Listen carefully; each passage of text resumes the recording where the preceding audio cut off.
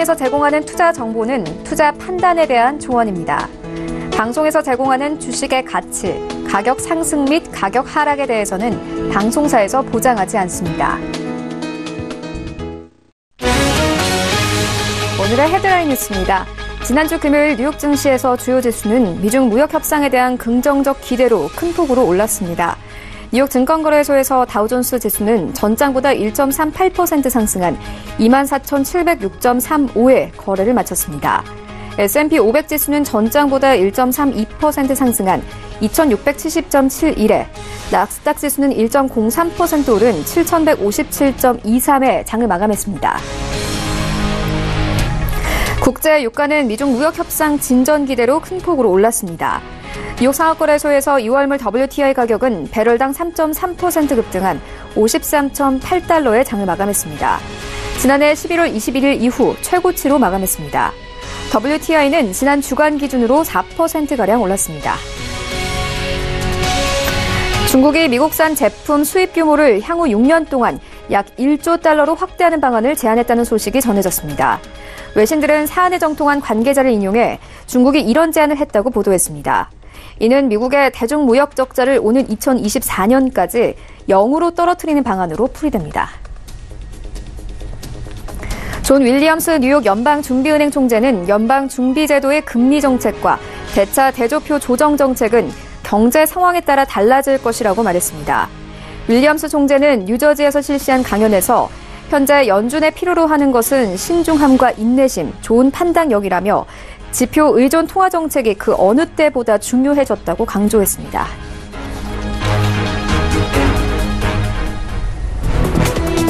시청자 여러분 안녕하십니까? 출발 증시와이드 1부 시작합니다. 최윤입니다.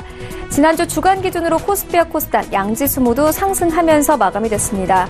지난주 월요일 2060선에서 출발했던 코스피는 금요일에는 2120선까지 오르면서 마감이 됐는데요.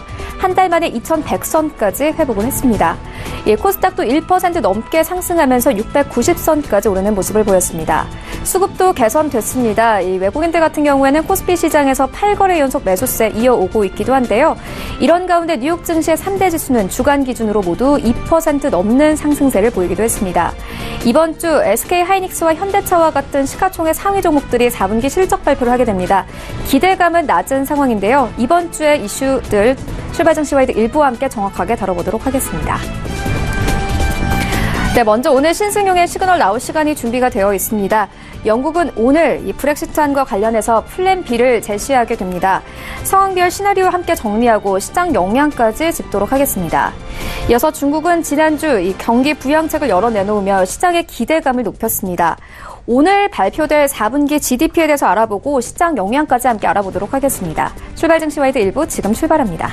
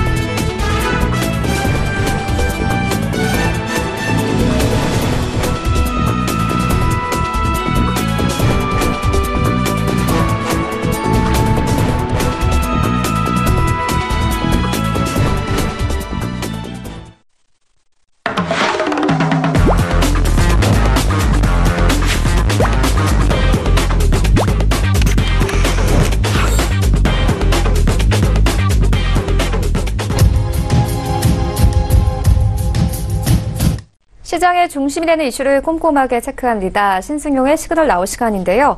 브레인코리아 인베스트 신승용 대표 모셨습니다. 안녕하세요. 네, 안녕하십니까. 네, 먼저 오늘의 이슈 화면으로 함께 만나보고 오겠습니다.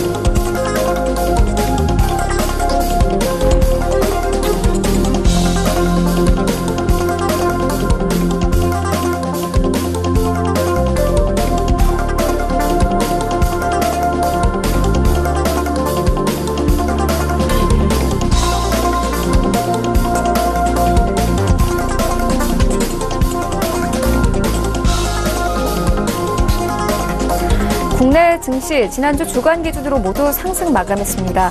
시장 상황 짚고 이번 주에 나올 이슈들 정리해봅니다.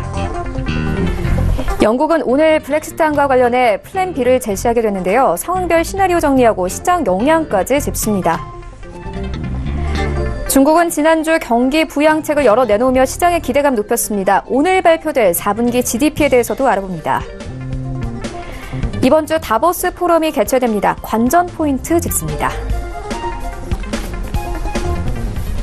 네, 먼저 시장 상황부터 짚고 가도록 하겠습니다. 지난주 주간 기준으로 코스피와 코스닥 양지수 모두 상승하면서 마감이 됐습니다. 코스피는 2120선까지 올랐고 코스닥은 690선까지 올랐습니다. 아시아 증시도 전반적으로 강세였고 뉴욕 증시 3대 지수도 모두 주간 기준으로 2% 넘는 상승세 보였습니다. 지난주에 호재가 좀 많았거든요. 시장 상황 좀 정리해 주시고 이번 주에 나올 이슈들까지 함께 정리 좀 해주시죠. 네, 일단 뭐 지난주 가장 주목해야 될 부분은 아무래도 외국인들의 수급이 아니었나 이렇게 좀 생각을 하고 있습니다. 외국인 누적으로 일주일 1.5조 원에 달하는 금액 순매수 나타나면서 일단 코스피 지수를 2100포인트를 넘어서게 만드는 주역이었다라고 정리할 수 있을 것 같은데요. 지난주에 있었던 어떤 그 호재와 악재 좀 큰 그림에서 좀 정리를 해보면요. 일단 악재 같은 경우 영국발 브렉시트에 따른 정치적인 불확실성. 근데 다소간 시장 조금은 좀 안정세를 보이는 그런 그림이었다. 생각보다는 많이 오히려 좀 이러한 악재가 좀 덮여지면서 오히려 연방 정부의 전반적인 미국 FOMC의 전체적인 통화 완화 정책이랄지 그리고 미국과 중국 간의 무역 협상 완화 기대감이 오히려 작용을 하면서 영국발 브렉시트 소위 말하는 하드 브렉시트, 노딜 브렉시트에 대한 우려감이 크게 나타날 수도 있었지만 어떤 그 불확실성, 다소간 좀 거쳐져 가는 그런 모습으로 안정화되는 모습이었다라고 정리를 할 수 있을 것 같고요. 연방정부의 셧다운 장기화, 30일을 넘게 이제 맞이하게 되면서 사실상 상당 부분 불안감이 시장 내 작용하고 있는 건 사실이지만 이미 시장 내 상당 부분 알려져 있었던 악재, 새로운 악재가 아닌 기존의 악재였다라는 점, 그리고 이런 부분들이 장기화되어 가고 있다라는 점에서 봤을 때는 오히려 미국과 중국 간의 무역 분쟁 완화 소식이 이를 덮어버리는 그런 그림이 아니었나라는 생각이 좀 많이 들고요.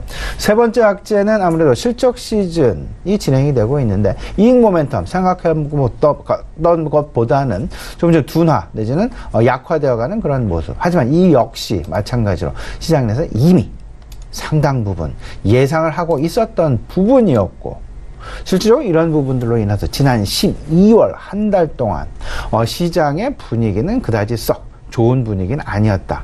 오히려 이런 부분들이 실적 시즌이 사실상 실질적으로 진행이 되어 가면서 실적에 대한 우려감은 오히려 지수에 반영이 되었다라는 평가와 함께 경기 둔화에 대한 전반적인 우려감이 주요국 정부에서 나오는 경기 부양책에 대한 기대감, 이런 관심이 이동을 하게 되면서 우려감에서 가만히 있지 않고 실질적으로 발표되는 지표나 실적들은 소위 말하는 조금 좀 둔화되는 그런 모습이 나타나고는 있지만 오히려 시장의 관심은 앞으로 나올 경기 부양책에 더욱더 큰 관심을 갖게 된다라는 점.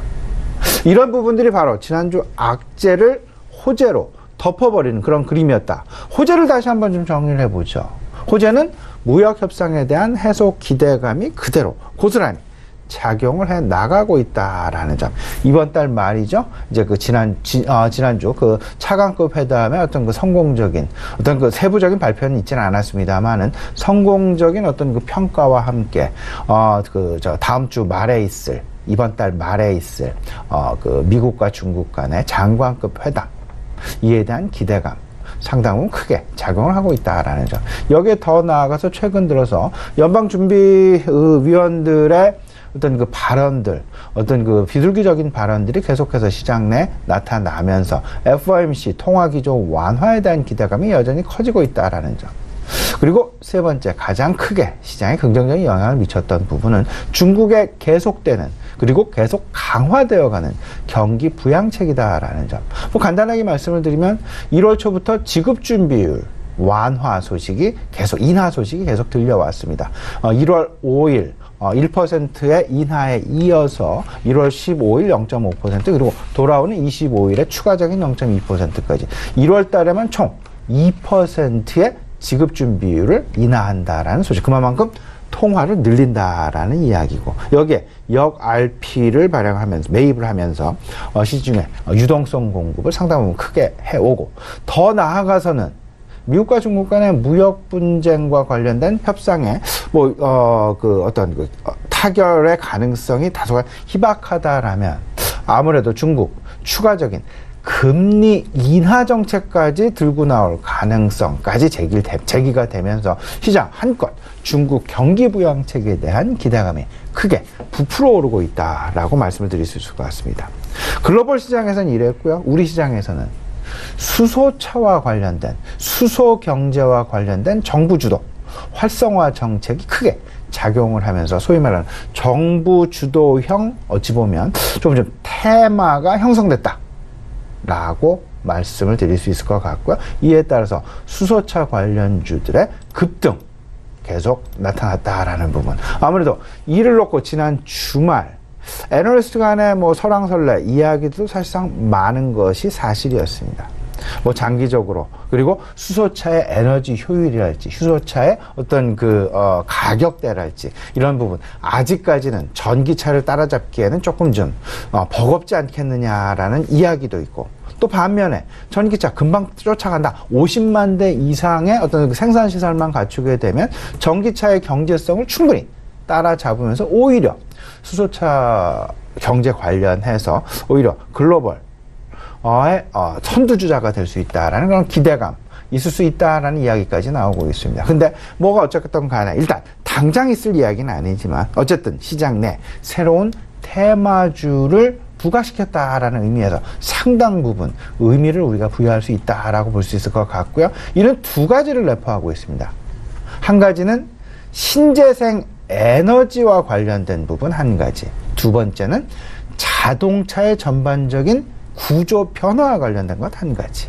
이 두 가지 관점에서 수소 경제 활성화 정책 이 부분에 대해서 수소만을 보시는 것이 아니라 신재생 에너지라는 그림 하나 그리고 자동차 산업이라는 그림 또 하나 이 두 가지를 동시에 살펴봐야 되겠다라는 말씀 좀 아울러서 좀 드려보겠습니다. 이제 지난주는 한 이 정도로 정리가 될 수 있을 것 같고요. 이번 주 일단 중요한 건 미국의 어닝 시즌이 계속해서 진행된다라는 점. 이번 주에는 특히나 인텔이랄지 웨스턴 디지털이랄지 그 반도체 기업들의 실적 발표 집중이 된다라는 부분 좀 생각을 해놓으실 필요 있어 보이고 미국의 증시는 오늘 마틴 루터 킹 데이로 인해서 휴장이 되겠습니다. 그리고 브렉시트 플랜 B 이제 의회에 제시를 하죠. 여기에 다양한 시나리오들이 지금 아직 제시된 것은 아닙니다. 근데 이제 오늘이 기한이다라는 점 분명히 인지해 두시고 이에 대한 시나리오 잠시 후에 좀 살펴드리도록 하겠습니다. 그리고 잠시 후 중국의 4분기 GDP 발표 예정. 중국의 4분기 GDP 왜 시장 내에서 매우 중요하게 생각을 하고 있냐? 결국은 두 가지입니다. 첫 번째는 미국과 중국 간의 무역 분쟁으로 인해서 실질적으로 중국이 얼마나 타격을 받았을까. 그리고 실질적으로 중국의 내수 경기의 부진이랄지 이런 부분을 판단할 수 있는 가늠자. 한편으로는 두 번째가 되겠습니다. 이게 시장에서 예상하는 바가 한 6.4에서 6.45%, 6.5% 내외의 그 경제 성장률 전망을 지금 하고 있는데, 이보다 상당히 못 미치게 되면 이에 부응하는 어떤 그 조금 더 강한 경기 부양책이 나올 가능성이 있다라는 점. 근데 오히려 시장은 이를 원하는 것보다는 6.4에서 6.5 사이, 그러면서도 경기 부양책의 지속 여부, 이 부분에 대해서 시장 관심을 갖고 있다라는 부분 생각을 해놓으실 필요 있어 보이고요. 내일부터는 이제 다보스 포럼이 열리게 되죠. 과거 대비해서는 조금은 좀 어떤 그 인기 내지는 관심이 조금은 좀 덜한 부분은 분명히 있겠습니다만은 1년 내내 시장 내에 앞으로 있을 어떤 그 시장의 흐름, 관심의 흐름을 제시해 준다라는 차원에서 다보스 포럼의 어떤 그 아젠다, 화두 정도는 우리가 분명히 기억하고 짚어봐야 되겠다라는 말씀을 좀 드려봅니다.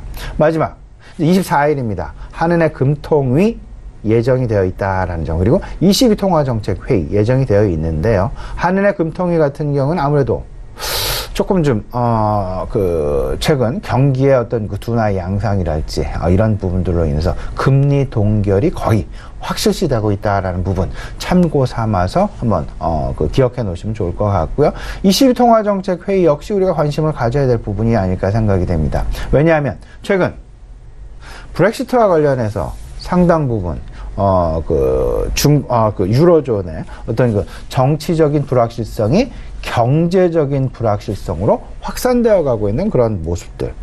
유로존에 있어서는 영국뿐만 아니라 프랑스와 관련해서 상당 부분, 즉 불안한 양상들이 계속 나타나고 있다라는 부분들이 22통화 정책을 함에 있어서 상당 부분 고민에 빠지게 만드는 그런 어떤 그 문제거리다라는 점을 생각을 해봤을 때 22통화 정책 역시 우리가 눈여겨봐야 될 부분이 아닐까 생각이 되고 있습니다.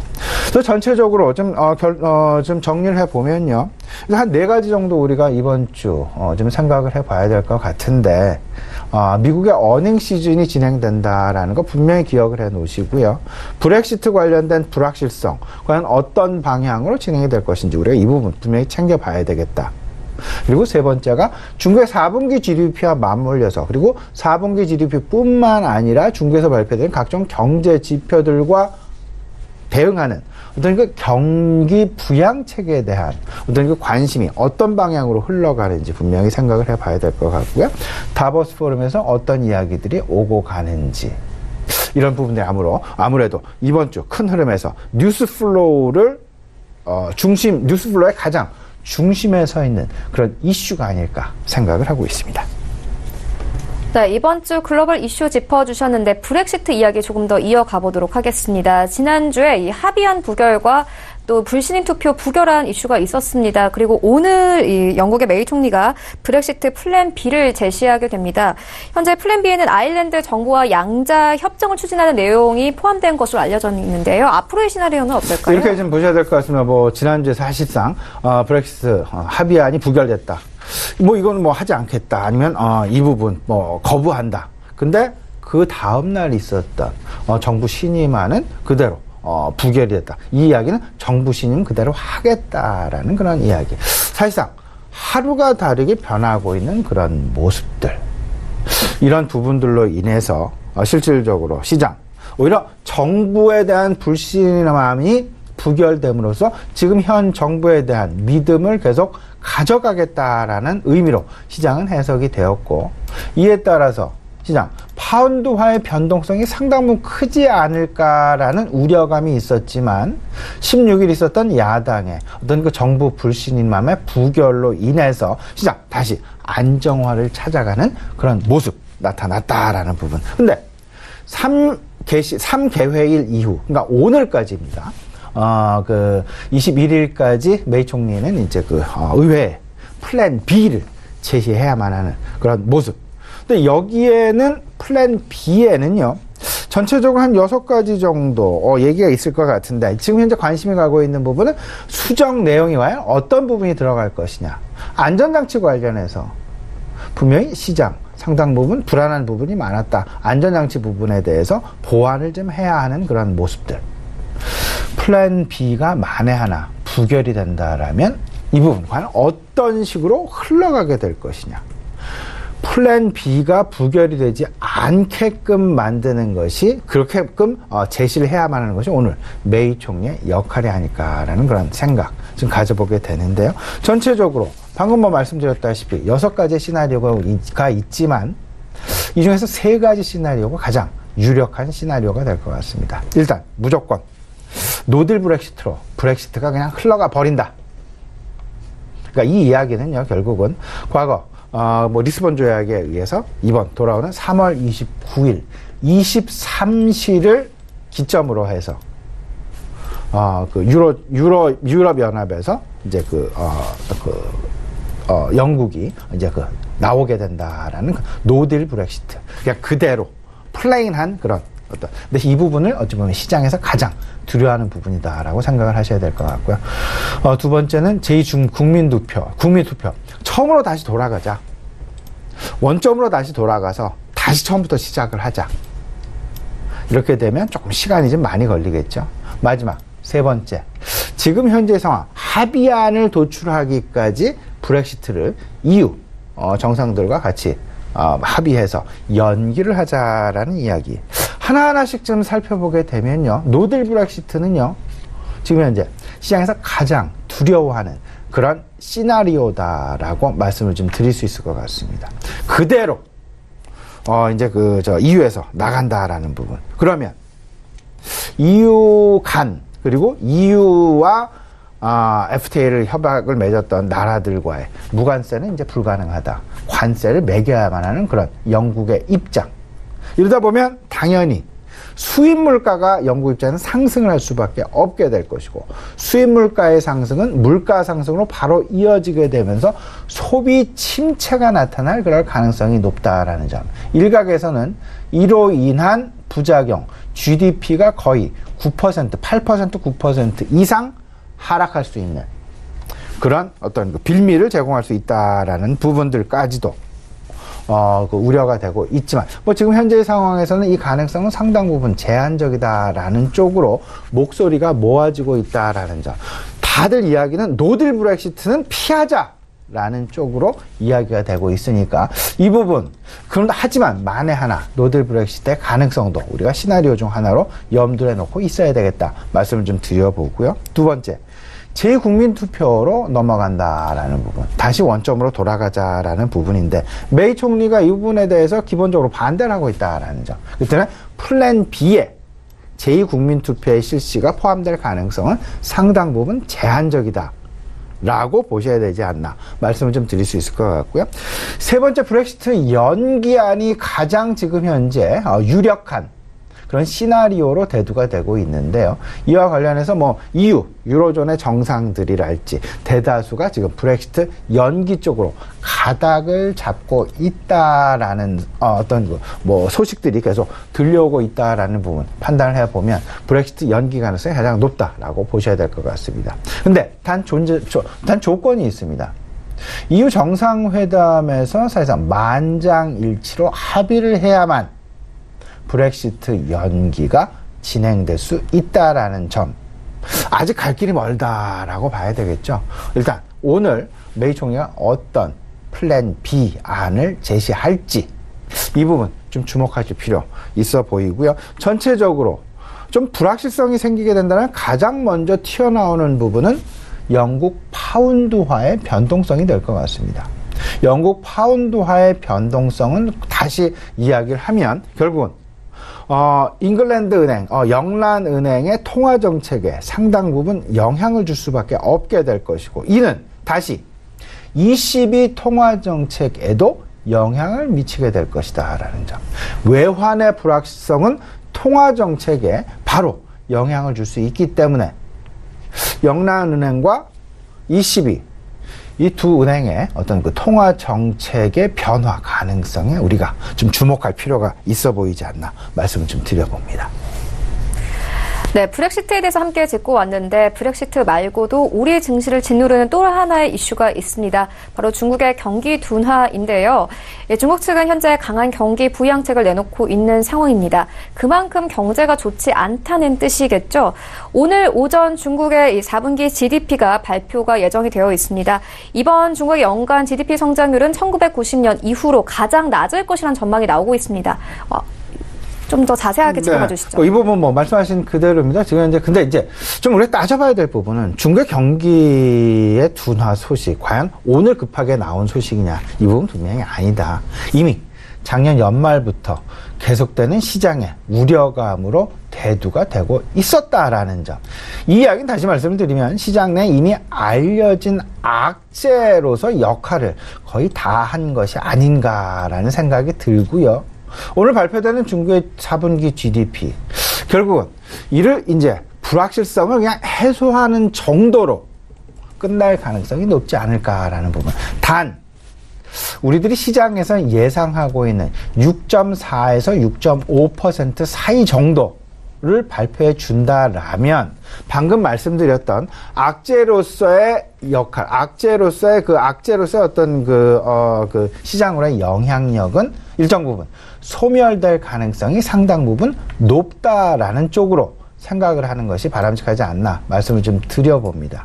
하지만 만에 하나 이게 6.4에서 6.45, 6.5%가 아닌 6% 내외, 예를 들면 이렇게 하락을 해버린다라면 시장 다시 한번 충격에 빠질 그럴 가능성도 우리가 배제할 수 없다라는 부분. 그렇게 되면 당장 경기 민감주의 영향이 가장 크게 나타날 수밖에 없다라는 부분 꼭 생각을 해 두셔야 될 것 같고요. 그리고 두 번째는 시가총액 대형주에 대한 영향이 크게 나타날 수밖에 없다.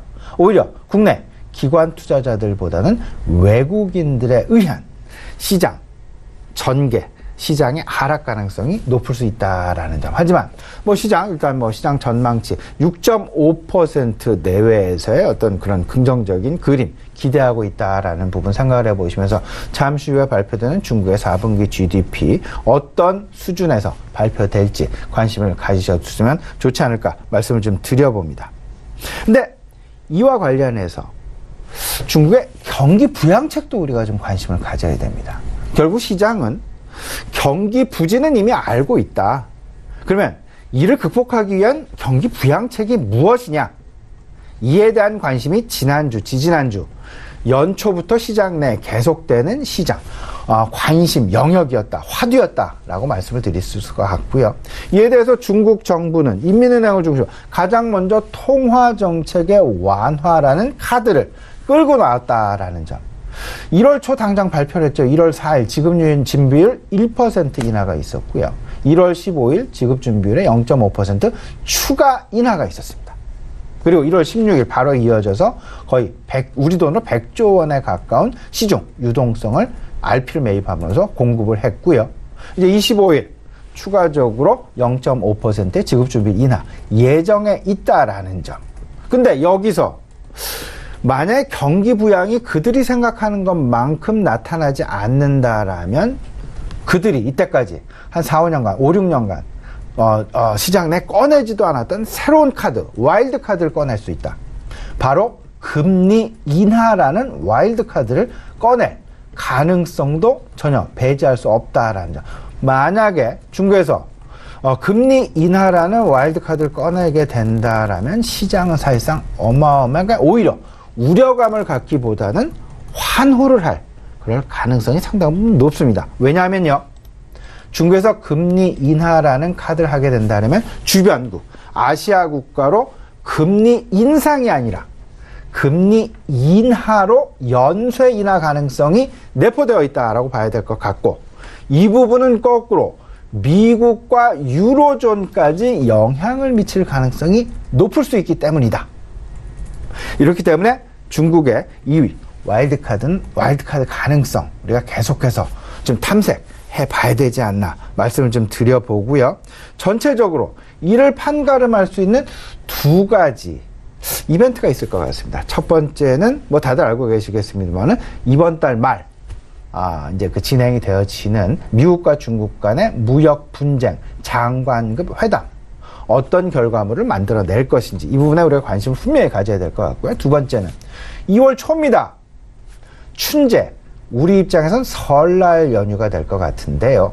이때 과연 얼마만큼 내수 소비가 강화되느냐, 확고해지느냐, 이런 부분에 대한 지금 인민은행에서 한창 만들고 있는 시중 유동성 확대 효과에 대한 여부가 나타날 가능성이 상당히 크지 않겠느냐. 따라서 두 가지, 미국과 중국 간의 무역 분쟁의 방향성, 그리고 2월 초에 있을 그들의 연중 최대 소비 시즌이다라고도 얘기를 하고 있고, 최대 명절이다라고도 얘기를 하고 있는데, 그 춘제와 관련해서 그때 내수 부양책의 어떤 그 효과 여부 따져볼 수 있지 않을까, 이렇게 지금 생각이 되고 있습니다. 따라서 유동성 공급의 수혜주는 역시 뭐니 해도 소비재와 관련된 부분, 화장품을 비롯한 전반적인 소비재에 대한 관심 유효하지 않을까 말씀을 좀 드려보고요. 다만 우리나라 그 면세점 업종에 대해서는 약간 좀 판단 좀 하기가 힘든 상황이 아닐까라는 생각이 좀 많이 듭니다. 왜냐하면 일단 소비는 늘어나고 우리나라 면세점에 대한 매출은 늘어날 수 있겠지만, 근데 다들 알고 계시죠? 올 초부터 이제 바뀐 그들의 세금 부과 방침이 좀 바뀐 부분이 있습니다. 다이공. 그러니까 그 보따리상에 대한 세금 부과, 그리고 그 해외 직구에 대한 세금 부과, 이런 부분들에 대한 그들의 정책이 바뀌었기 때문에 일단 소비가 많이 진행이 되는 이번 춘제, 어떤 영향을, 그리고 어떤 결과물을 만들어낼지 여전히 우리 시장 내에서 어느 누구 확실한 결론을 내는 사람은 아직까지는 없다. 저 개인적인 판단으로는요, 일단은 조금은 좀 보수적인 견지에서 당분간 면세점 봐야 되는 게 맞는 건 아닌가라고 우리 시청자 여러분께 조심스럽게 좀 말씀을 좀 드려보겠습니다. 네, 대표님께서는 중국의 경기 부진을 우리가 이미 알고 있는 상황이고 부양책에 조금 더 관심을 가져야 한다, 이렇게 말씀을 해주셨는데, 경기 부양이 기대만큼 나타나지 않는다면은 이번엔 금리 인하 카드까지 꺼낼 가능성이 있다는 점 짚어주셨습니다. 관련된 지표가 나오는 대로 또 저희가 전달을 해드리도록 하겠습니다. 네, 이어서 다음 이슈로 옮겨가 보도록 하겠습니다. 이번 주에 또 다른 가장 큰 이슈는 바로 다보스 세계 경제 포럼입니다. 이번에는 주요국 정상들의 참석이 저조할 것으로 알려져 있는데요. 관전 포인트 어떤 것들이 있을까요? 이렇게 좀 말씀하셨던 대로 주요 정상들 참석률이 좀 저조하다 보니까 특히나 미국 같은 경우도 연방 정부 셧다운 때문에 트럼프 대통령 그 참석 포기를 한 그런 불참 선언을 한 상황. 그리고 우리나라 문재인 대통령도 불참. 영국의 메이 총리도 불참. 프랑스의 마크롱도 불참. 다들 지금 오히려 그 내치를 위해서 내치에 더 집중한다라는 그런 모습이다라고 보셔야 될 것 같고요. 근데 이런 부분 생각을 해야 되겠죠. 이번 그 화두는, 어젠다는 글로벌 세계화 4.0, 1.0, 2.0, 3.0, 4.0이 있었습니다. 세계화 4.0. 세계화 4.0에 대해서 좀 관심을 가져. 그 부분은 세계화, 자유무역, 4차 산업혁명에 대해서 주목하자라는 말씀이고, 과거 대비는 시들하다. 그렇기 때문에 조금 오히려 이 부분보다는 큰 그림 속에서 앞으로 다가올 다른 부분에 더 우리가 좀 신경을 써야 되지 않을까라는 그런 생각들을 가져보게 됩니다. 연초부터 있었던 글로벌 이벤트, 일단 1월 효과를 만들어낸 가장 중요한 주역이다라는 그런 생각이 좀 많이 드는데, CS2019가 이미 종료가 됐습니다만은 시장 내 큰 어떤 흐름을 만들어 줬고요. 북미 모터쇼, 디트로이트 모터쇼가 지금 현재 진행 중에 있다라는 점. 다보스 포럼이 이번 주에 진행이 되고요.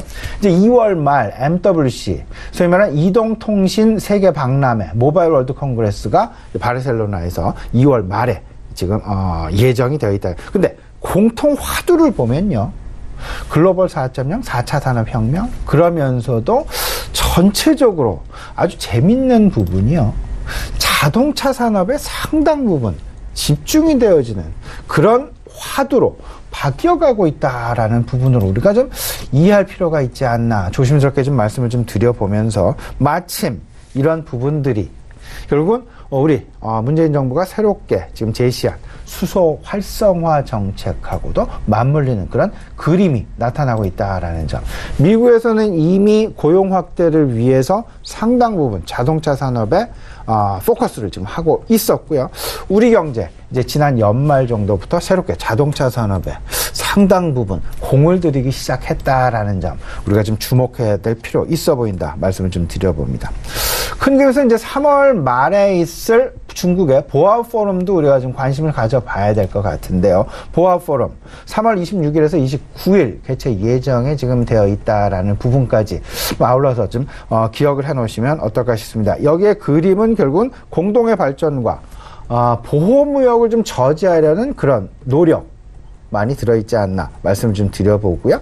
혁신이라는 그런 화두 속에서 주제 속에서 5G와 사물 인터넷과 인공지능, 빅데이터 이런 부분들이 결국은 그 3월까지 시장 내 관심 테마군으로 지속될 그럴 가능성이 클 것이다라는 부분 분명히 생각을 해 두셔야 될 것 같습니다. 마지막으로요.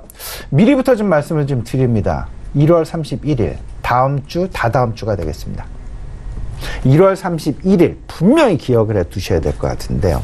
변동성 염두를 해 두셔야 됩니다. 다양한 이벤트, 다수의 이벤트가 한날 벌어진다라는 점.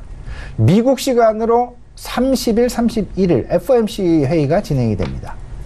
미국의 30일은 우리 시간으로 31일이죠. 미중 무역 협상 역시 30일에서 31일 장관급 회담이 진행된다라는 점. 이 역시 이번에는 지난번에는 베이징에서 진행이 됐고 차관급 회담 베이징에서 진행이 됐고요. 이번에는 워싱턴 DC에서 진행이 되기 때문에 이 역시 우리 시간으로 1월 31일이다라는 점. 미국의 4분기 GDP 발표 현지 시간으로 1월 30, 우리 시간으로 1월 31일이 되겠습니다. 삼성전자의 4분기 실적과 향후 전망에 대한 컨퍼런스 콜이 1월 31일 오전에 열리게 된다라는 점. 그러면 우리 시간으로 1월 31일 어마어마한 시장의 이벤트 내지는 그런 이벤트가 동시다발적으로 우리 시장에 영향을 줄 수 있다라는 점 생각을 해 두시면서 1월 31일 꼭 좀 기억을 해 두셔야 될 것 같습니다. 네, 다보스 포럼부터 여러 가지 글로벌 이벤트에서 현재 자동차 산업에 집중을 하고 있다는 점 짚어주셨는데요. 이런 부분들 체크하시면서 시장에 대응하시면 좋을 것 같습니다. 이어서 오늘의 투자 조언도 함께 들어보도록 하겠습니다. 예, 간단하게 좀 말씀을 좀 드려보죠. 시장에 이제 지나가는 악재는 알려진 악재, 새로운 악재보다는 악재 해소에 대한 기대감이 오히려 크다. 이때 산업별로 어떤 산업이 먼저 모멘텀을 받을까를 생각을 해봐야 될 것 같고요. 정부 정책발 모멘텀도 우리가 절대 무시해서는 안 될 것이다라는 점. 근데 공교롭게도 앞서서 말씀을 드렸습니다. 자동차 업종으로 상당 부분 쏠려가고 있다는 생각을 버릴 수가 없습니다. 모멘텀 관점에서 모멘텀 추구 전략을 우리가 지금 생각을 해봐야 될 것 같은데 새로운 혁신 제품을 시장은 찾아내야 된다. 스마트폰은 이미 혁신 제품이 아니다. 쇠퇴산업, 성장산업을 지나 쇠퇴산업으로 들어가는 그런 산업군 중에 하나다라는 점.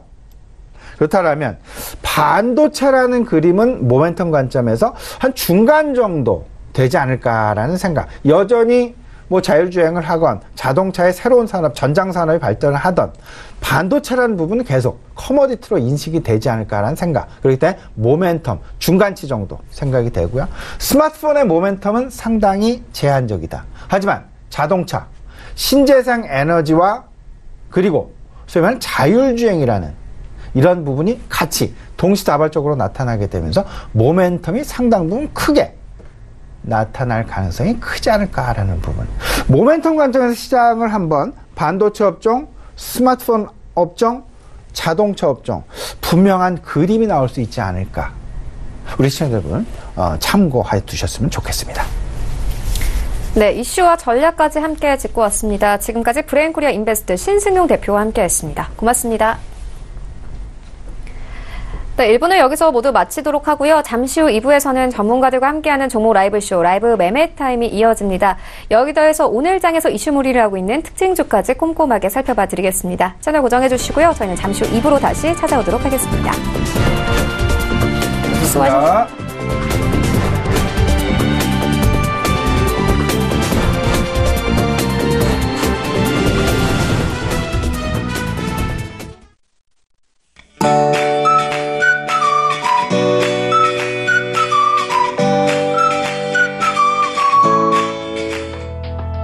안녕하세요. K웨더 라이프스타일 예보 김단비입니다. 오늘 아침 또다시 반짝 추위가 찾아왔습니다. 서울과 전주의 아침 기온 영하 5도, 춘천은 영하 10도까지 내려간 상태고요.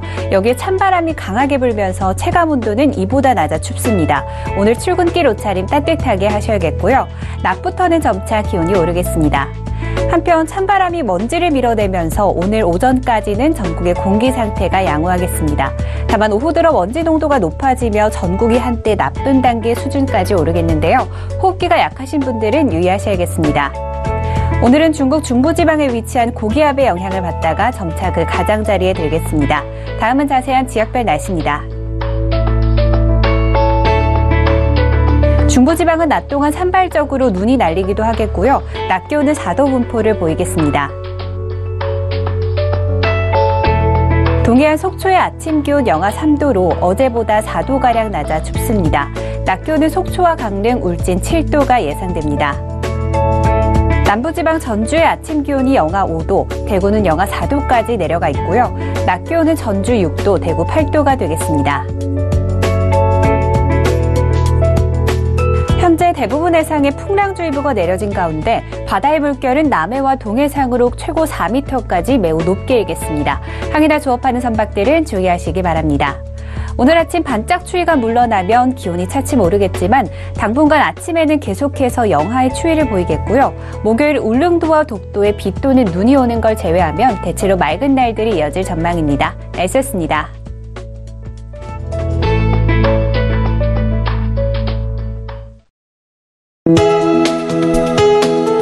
본 방송에서 제공하는 투자 정보는 투자 판단에 대한 조언입니다. 방송에서 제공하는 주식의 가치, 가격 상승 및 가격 하락에 대해서는 방송사에서 보장하지 않습니다.